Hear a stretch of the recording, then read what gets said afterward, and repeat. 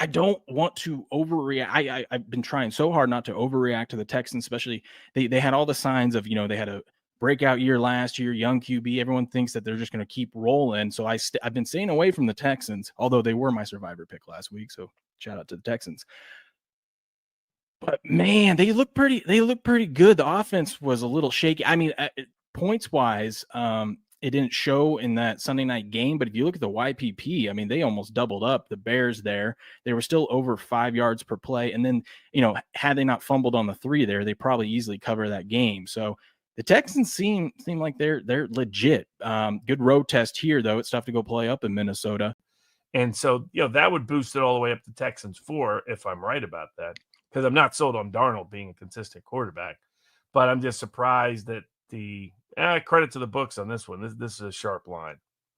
They seem to all be pretty darn sharp. I'm going to go with my gut from now on. Like, Cricket, how many times I keep saying that? I'm going with my gut. It is 45 and a half. All right, that'll be my pick. Over 45 and a half in the Texans-Vikings game. Okay. What do you think, Cricket?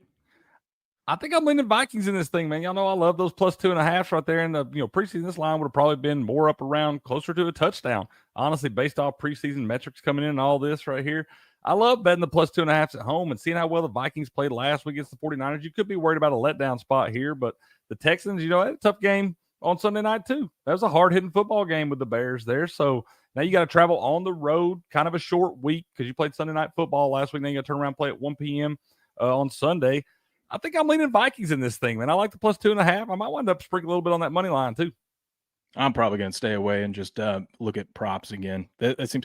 I like these props in the first 4 weeks of the season while we figure out who these teams are and whatnot. And these kicking props are insane. So I might look at a kicker prop or something in there. But we'll take a look. I'll tell you what.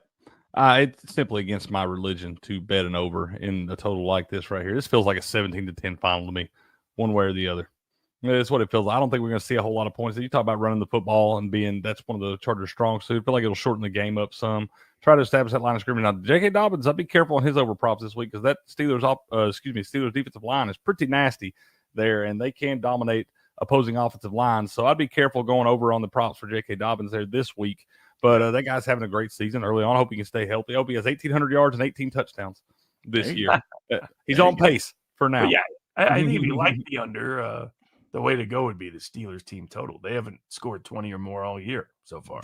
Are going to be going forward without Tua, man. I don't think we're going to see Tua anytime before probably Halloween at the very least.